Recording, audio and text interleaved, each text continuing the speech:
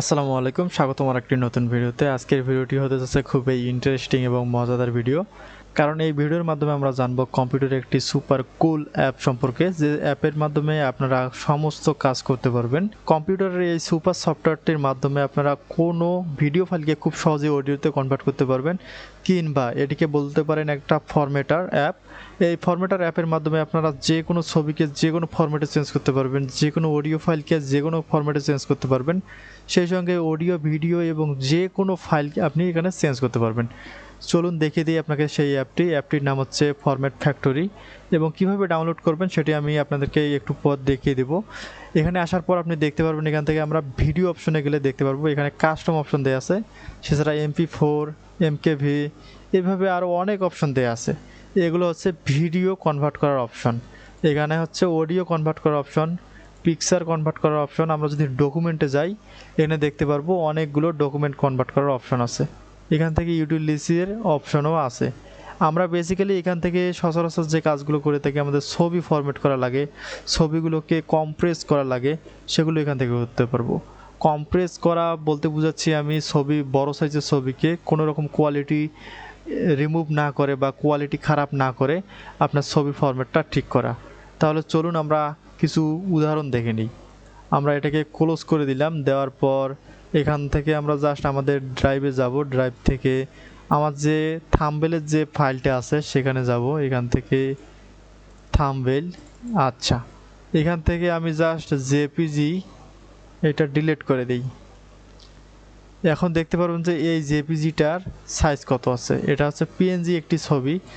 এই ছবিটার সাইজ আছে প্রায় 2 মেগাবাইট।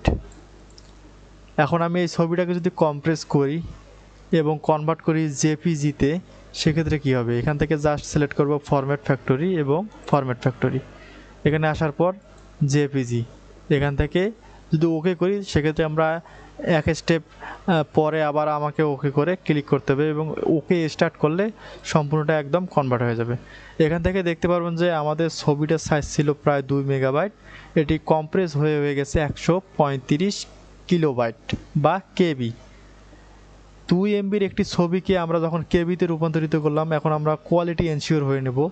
এখন যদি আমরা পিএনজি ছবিটা এদিকে ওপেন করি এবং এটিকে ছোট করে এদিকে রেখে দেই, এবং জেপিজিটাকে ওপেন করে এটিকে যদি এদিকে রাখি এবং এটিকে জুম করে দেখি, দেখেন কোয়ালিটি হয়তো এটিতে একটু খারাপ হয়েছে, কিন্তু জুম ছাড়া দেখলে আপনারা বুঝতে পারবেন না যে কোয়ালিটি খারাপ হয়েছে না ভালো আছে।